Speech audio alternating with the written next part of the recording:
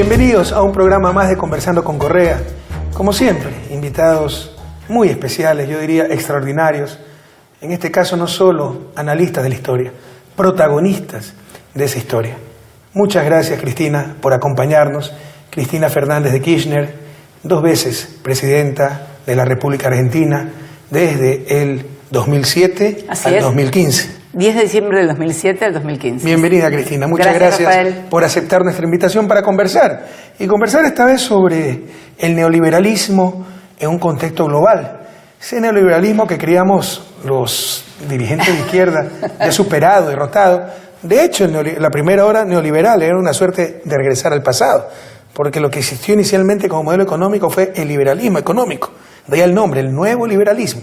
Porque después del estruendoso fracaso a finales de la década de los 20, con la Gran Depresión del liberalismo clásico, volvió en los años finales de los años 70, inicio de los 80, y con mucha intensidad en los 90, el nuevo liberalismo. Fracasó en todas partes del mundo, particularmente en América Latina, la región, que con más intensidad, rapidez, profundidad, radicalismo aplicó las recetas del Consenso de Washington.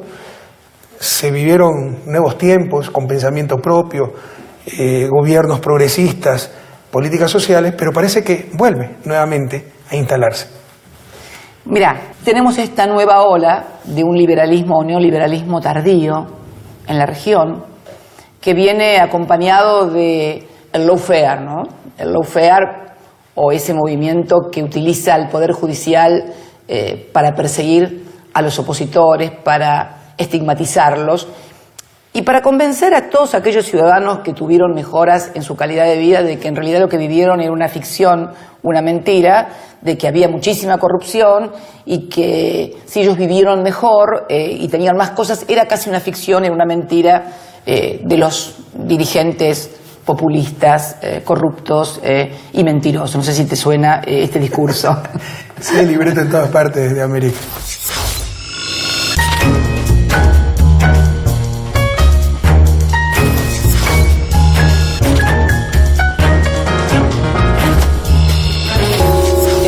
Ahora bien, ¿por qué la diferencia? El neoliberalismo que se instala en la década de los 90 en la región no tenía posibilidades de ser comparado lo que estaba haciendo con lo que había sucedido antes. ¿Por qué? Porque en realidad, en muchos casos, como en la Argentina, veníamos de experiencias muy devastadoras. El alfonsinismo tuvo que entregar el gobierno antes de terminar su mandato constitucional porque se había desatado un fenómeno hiperinflacionario en la Argentina muy fuerte. Lo anterior había sido la dictadura militar. Y esto era algo que se repetía en casi todos los países de nuestra región. Con lo cual, cuando tú llegaste, no tenían, vos, cuando llegaste a Ecuador, Kirchner en la Argentina, o Lula en Brasil, no había, o Evo en Bolivia, no había forma de comparar que había un gobierno anterior que había sido mejor, que había mejores calidad de vida. Entonces, en aquella oportunidad cuando ellos llegan al gobierno, ese primer neoliberalismo, no requiere de la represión ni de la persecución, porque la gente venía muy castigada, muy golpeada. En cambio, en este neoliberalismo que viene después de los movimientos populares y democráticos en la región, la gente va a empezar a comparar en algún momento el nivel de vida que tenían con los populistas y el nivel de vida que tienen con los neoliberales, porque la historia te demuestra que siempre es así, por lo menos en la región y por lo menos en nuestro país. Entonces es ahí donde es necesario convencer a la gente que lo que vivió era una fantasía, que era ficción, pese a que fueron 12 años y medio en el caso nuestro. 12 años y medio de fantasía económica es como mucho, ¿no? Y entonces convencerlos de que lo vieron una fantasía, que no, que eran todos corruptos, y entonces de esta manera decirle, bueno, y ahora sufre, ahora no tiene cosas. No pueden negar lo logrado, tratan de desmerecerlo, ¿no? Exactamente. Yeah. Nunca se preocuparon por mejorar lo que recibieron, sino por denigrarlo. Así es. Esto es. Pero algunas precisiones, Cristina, ¿no? Lo que ellos llaman populismo es todo lo que no entienden o no quieren entender.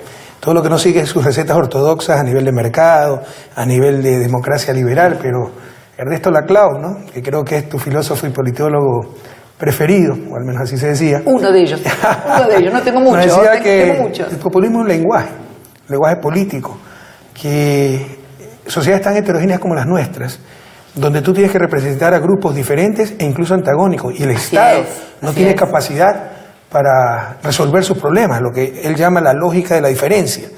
Por ejemplo, una izquierda tiene que representar a todos los explotados, pero al agricultor de subsistencia que quiere que le suban los precios de sus productos, y al asalariado con renta fija de la ciudad que quiere que le bajen el precio de los productos.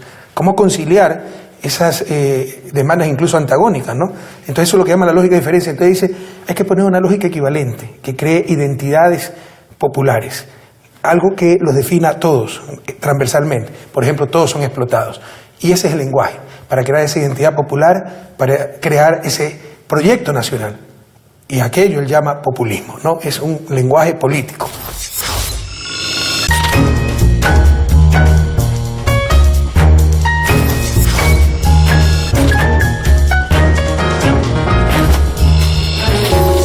Yo lo que creo también, Rafael, que vos fíjate que el neoliberalismo en Europa impacta de una manera diferente, ¿no? Impacta con sociedades muy inequitativas, muy desiguales, con el fenómeno de las migraciones, de los inmigrantes, el surgimiento de nacionalismos y xenofobias. Pero me parece a mí que esto que decías vos recién, cómo representar al agricultor que demanda una cosa, al ciudadano de las grandes urbes que demanda precios bajos para los mismos productos, me parece que hay otra cosa que está más todavía subyacente y que no hemos alcanzado todavía a discutir, o no hemos encontrado un Montesquieu, como digo yo, que lo discuta. Yo digo sinceramente que el sistema de gobernanza o de gobiernos de todo lo que podíamos denominar Occidente, y que es un poco la herencia de la Revolución Francesa, la división clásica de poderes, poder ejecutivo, poder legislativo, poder judicial. Si uno se pone a pensar un poco, Rafael, es un sistema de gobierno. ¿Los gobiernos qué es? El que administra el conflicto, ¿verdad? Bueno, estamos administrando el conflicto social, que es lo que vos acabás de describir, las contradicciones adentro de una sociedad, el conflicto social. Lo estamos administrando con un sistema de gobierno que data de 1789. En 1789 no existía el auto, ni la energía eléctrica, ni que hablar de las redes y la internet. Eso te iba a decir, el iPhone. Bueno, ni que hablar. Entonces, ¿cómo se puede creer? Es como si estuviéramos pretendiendo operar a la gente en una mesa, en un quirófano, con la misma técnica que se operaba en París en 1789. Te morirías. Estoy totalmente de acuerdo contigo, es sorprendente. Yo he hablado de esto en anteriores ocasiones, pero es sorprendente, es uno de los pocos espacios que ha permanecido prácticamente inmutable durante más de 2 siglos, pese al avance tecnológico. Ahora puedes practicar democracia directa, saber inmediatamente vía electrónica qué piensa la gente. Lo que pasa es que las corporaciones... Pero sigues en ese sistema de equilibrio, supuestamente, que muchas veces es de mutua inmovilización, ¿no? Claro, más que eso, yo creo que a los poderes que surgen producto del desarrollo capitalista, del neoliberalismo, de la posguerra, las corporaciones que comienzan a internacionalizarse adquieren mucho más poder que los gobiernos locales. Entonces, a las que no les conviene hoy que se discutan estas cuestiones, que no se discuta una gobernanza global, ¿a quién no le conviene que se discutan los paraísos fiscales? Por ejemplo, que le quitan miles de millones de dólares a todas las economías del mundo. En el G20 hemos logrado que se condene verbalmente en una declaración o en un documento los paraísos fiscales, pero nadie hace una convención internacional prohibiendo los paraísos fiscales, que sabemos que sustraen miles de millones de dólares a las economías reales, que significan hospitales, escuelas, mejores empleos, tecnología. Es más, en el gobierno de mi país, que es un gobierno offshore prácticamente, desde el presidente para abajo, todos tienen cuentas y sociedades offshore. Esto que pasa en la Argentina, calculo que debe estar pasando en infinitos lugares del mundo. Por lo tanto, a nadie le interesa ponerse a discutir un sistema de gobierno donde podamos reglamentar y poner adentro de la Constitución todo esto. Hoy la Constitución... A los poderosos no les interesa. Claro, a los poderosos. Yo digo, la Constitución... Atenta contra sus intereses y lastimosamente la Constitución el orden mundial no es solo injusto, es inmoral. Todo está en función del más fuerte. Claro, la Constitución de mi país reglamenta, pero a rajatabla, lo que tiene que hacer el presidente, lo que tiene que hacer cada senador y cada diputado, cómo es el Poder Judicial. Todo está todo reglamentado, todo establecido. Ahora, la Constitución no dice una palabra de las grandes corporaciones. No dice una palabra de los grandes medios de comunicación cartelizados, globalizados. No dice una sola palabra acerca de cómo hacemos con los paraísos fiscales. No dice una sola palabra acerca de las corporaciones transnacionales. De esas cosas no se hablan en las constituciones.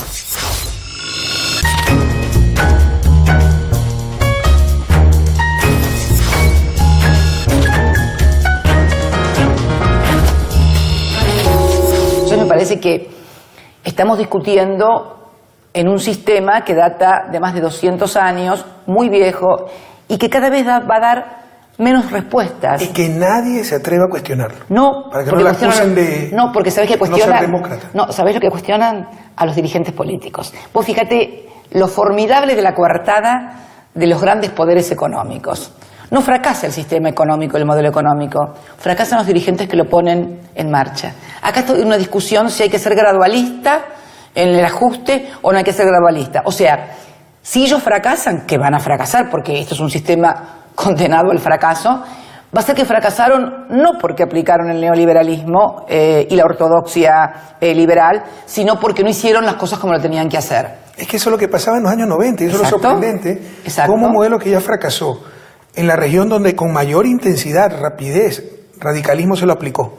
Y fue un desastre en lo económico, un desastre en lo social, un desastre en lo democrático.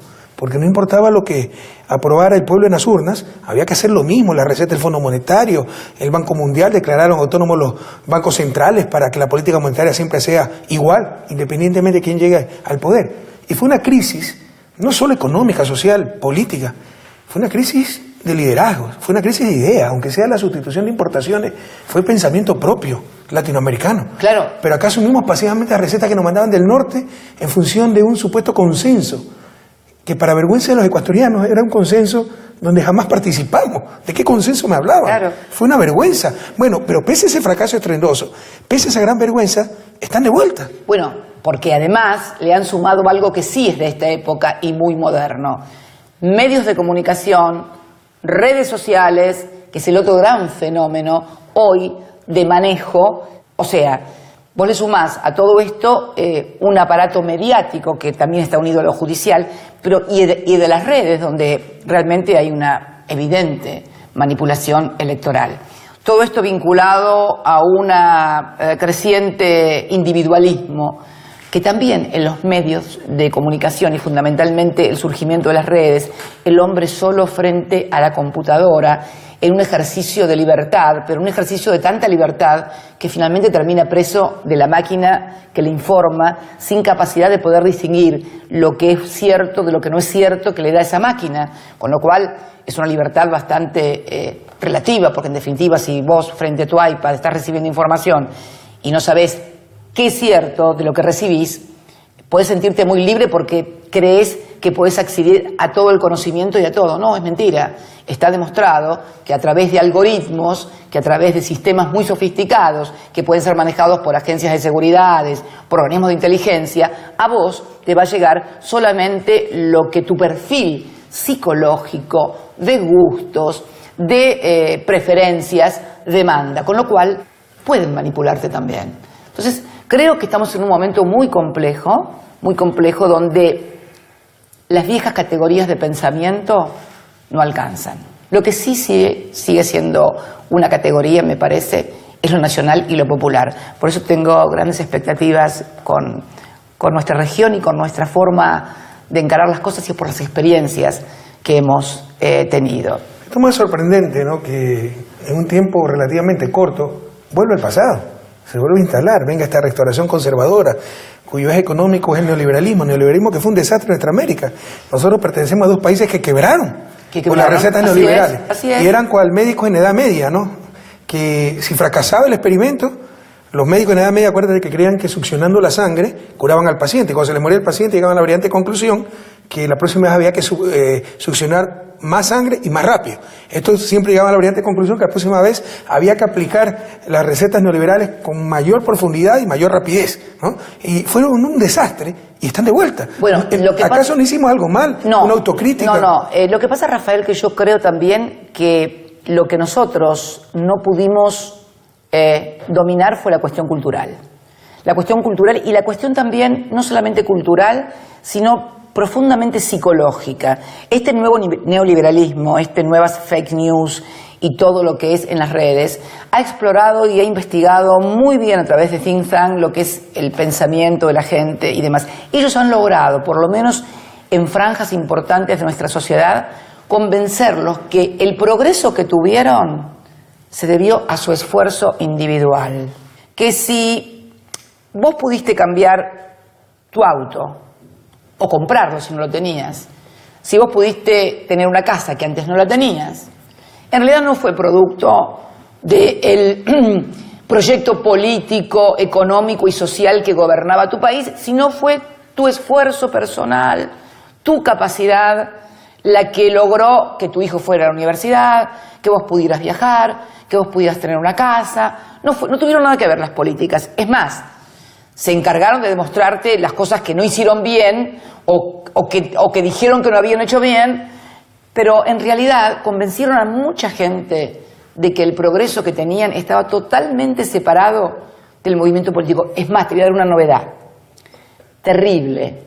Convencieron a millones de trabajadores que se habían convertido en obreros, que habían conseguido un trabajo en blanco, registrado, en una fábrica, con un buen salario, que el impuesto que le cobraban a los altos ingresos se lo llevaban los vagos, los tipos que no trabajaban, los sujetos de las políticas sociales de los gobiernos que, como el mío, para que me siguieran votando, le daba plata a los que no trabajaban y a los vagos y a los pobres.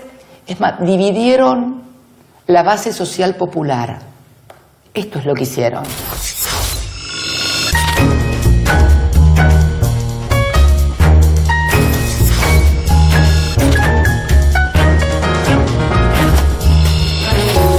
Los dirigentes progresistas somos como el cirujano, ¿no? Que cuando salva al paciente es gracias a Dios, cuando se le muere es culpa del médico. Así también, ¿no? Cuando le va bien es gracias a Dios, gracias al esfuerzo individual. Cuando le va mal es culpa del gobierno. Pero ojo, apuntan a una cuestión psicológica. Vos sos universitario igual que yo. Vos habrás tenido pilas de compañeros que cuando lo aplazaban me pusieron un 1 o un 2. Y cuando era el 10, me saqué un 10. Esto parte de la condición humana, Rafa. Lo nuevo que ha irrumpido, ¿cómo podemos imaginar para esto todo nuevo un sistema de gobierno que pueda administrar eficaz y eficientemente el conflicto social? Hoy, el neoliberalismo ha encontrado la coartada perfecta. Se sigue aplicando el sistema neoliberal económico y se culpa a la política y a los políticos del fracaso de los gobiernos. Bueno, hay que hacer todo un replanteo de esto ante la sociedad y bueno, volver a colocar las cosas en su lugar. Y te quieren hacer llegar a la conclusión de que no se necesita políticos sino gerentes. Además, CEOs. Bueno, si le dijeron a la gente que los empresarios cómo no van a ser buenos gobernando si han gobernado sus empresas, además como tienen mucha plata no van a robar, como son ricos hay que votarlos porque no van a robar. Por favor. Todos los días se encuentran en una sociedad y te dicen además, pero las sociedades offshore no son malas. Nadie que tenga una offshore es legal. La offshore como mínimo... Puede ser que el delito todavía no esté tipificado. Pero no, está tipificado. Es tremendamente oscuro, por decirlo menos. La offshore como mínimo es para evasión fiscal. O sea, nadie va a un offshore para transparentar las cosas. O sea, claro. Nadie hace un offshore. ¿Por qué te vas del país a un paraíso fiscal? Porque no pagas impuestos y la plata no la declaraste, porque si yo la tengo declarada en mi país, tengo que pagar impuestos igual. Así la tengo. Por nuestro sistema tributario, si un argentino tiene la plata en offshore y la tiene declarada, tiene que pagar impuestos igual. Es mentira. La offshore es profundamente ilegal porque no hay forma de que lo sea ojo, y digo evasión de impuestos, el delito más liviano. Puede ser corrupción, puede ser trata de personas, puede ser narcotráfico, puede ser lo que se te ocurra, trata de armas, de personas, puede ser lo que se te ocurra. Y ahí tú ves la doble moral internacional, ¿no? Que la lucha anticorrupción, perfecto, no nos ayuden tanto, solo prohíben los paraísos fiscales. Claro, los mayores casos de corrupción en América Latina se han dado por esos paraísos fiscales. Tal cual. ¿Dónde están la mayoría de los paraísos fiscales? Claro. ¿Y qué capitales también se encuentran ahí? En todo caso, capitales latinoamericanos en paraísos fiscales. Hay estudios que dicen que si pagaran el impuesto que debieran pagar, serviría para sacar de la pobreza cerca de 32 millones de latinoamericanos. Así es. Y más, no, y yo digo, y me atrevo a decir, a mucho más también.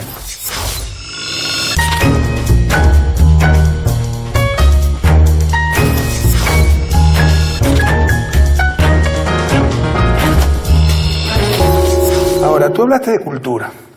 El neoliberalismo para mí no es solo una ideología, es toda una cultura. Sí, claro. Una cultura que te transmite modos de vida, ¿no?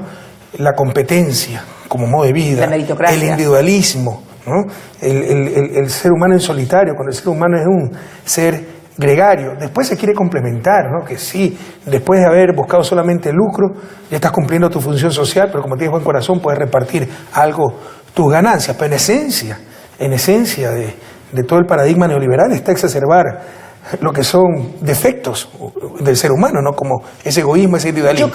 La pregunta es que no va más acorde a la naturaleza del ser humano. Bueno, gran pregunta. Y eso no justifica el retorno del neoliberalismo. Perdóname que diga, nosotros, ¿no? Que sí, claro. Sacamos 92 millones de personas de la pobreza. Así es. Por si acaso, en los últimos 2 años, 19 millones de latinoamericanos volvieron a ser pobres. Así ¿no? es. Hay grandes retrocesos en la región. Pero sacamos 92 millones de personas de la pobreza, la nueva clase media. Pero esa clase media al final es el discurso de justicia social, de llegar a los pobres, ya no le llega. Es lo que te estoy diciendo. Y tal vez si le llega esto de, bueno, tratar de sálvese quien pueda, competir, fin de lucro y ganar lo que pueda individualmente. Yo lo que creo es que hay un componente en la condición humana de fuerte individualismo, de sentimiento de la propiedad. Esto no lo voy a venir a descubrir ni vos ni yo. Freud y otros más lo han hecho bastante mejor que nosotros acerca de la naturaleza humana. Lo que pasa es que me parece que lo que nos falta a nosotros es hacer una formación teórica y una formulación teórica de todo esto, ¿no? Y yo creo que la cuestión cultural y la difusión del aparato cultural es porque en realidad los grandes medios de comunicación, y también creo que lo que es el sistema de enseñanza en nuestros países, llámese maestros, llámese universidades, todavía transmite una cultura absolutamente individualista, una cultura en donde la meritocracia, esto es, si sos pobre es porque no te habrás esforzado demasiado, y si sos rico es porque realmente hiciste las cosas bien. Esto es que es la deformación del mérito, que es la meritocracia, en la cual se supone una sociedad meritocrática, es aquella en la que supone que avanzan los que hacen las cosas bien y que los que se equivocan, no las saben hacer, son los que no avanzan. ¿Qué posibilidades tiene un chico que nace en una villa miseria, con sus padres sin trabajo, de poder progresar? Bueno, podrá haber algún fenómeno especial e individual que surge de eso, pero la mayoría están condenados a repetir la vida de pobreza y de marginalidad de sus padres, ¿no? Lo que necesariamente va a fracasar en la región, el neoliberalismo de Temer, el neoliberalismo de Macri, van a fracasar. Pero ya no depende ni siquiera de que Macri o Temer sean más o menos virtuosos en la ejecución de políticas neoliberales. Las políticas neoliberales son las que van a fracasar, independientemente de que sea Macri o que sea un premio Nobel el que las aplique. Sobre todo en realidades como las nuestras, porque es una premisa para que funcione el sistema de mercado, y podemos decir que en el liberalismo la expresión extrema de ese sistema de mercado es que haya igualdad de condiciones para que realmente funcione la competencia, para que los precios, que son el valor en términos monetarios de los bienes, reflejen la utilidad social de esos bienes y no reflejan tan solo la capacidad de compra. Claro, pero te digo más. Esto es un capitalismo muy raro, el de este neoliberalismo que condena a millones de personas a la pobreza y a la miseria. Porque yo digo, ¿qué fue lo que convenció a los que estaban del otro lado de la cortina de hierro o del muro de Berlín a pasarse para este lado? El consumo. ¿Vos viste esa película Goodbye Lenin? La viste, fantástica. ¿No la viste? No. Ah, es una película fantástica, es medio comedia, medio sátira, acerca de cómo los habitantes de la Alemania Oriental vivían no pudiendo consumir las cosas que querían, no tomando Coca-Cola, no pudiendo comprar las mermeladas que querían o la ropa que querían o tener un jean. Bueno, y finalmente sucede que se cae el muro y bueno, empiezan a consumir. El problema es que cuando todo el mundo decide consumir, porque el comunismo y el socialismo han fracasado, ahora te dicen, no, pero vos no vas a poder consumir porque no tenés mérito, porque no servís, porque te descartamos. Esta es la contradicción que tiene en sí mismo el neoliberalismo. Ha convencido y quiso convencer a todos de que esto era lo mejor del mundo, pero resulta que cuando todos quieren consumir esto, no los dejan. Por eso digo que tenemos que pensar seriamente desde el espacio nacional y popular en lo que va a venir después de esto, porque que esto fracasa irremediablemente, yo no tengo ninguna duda.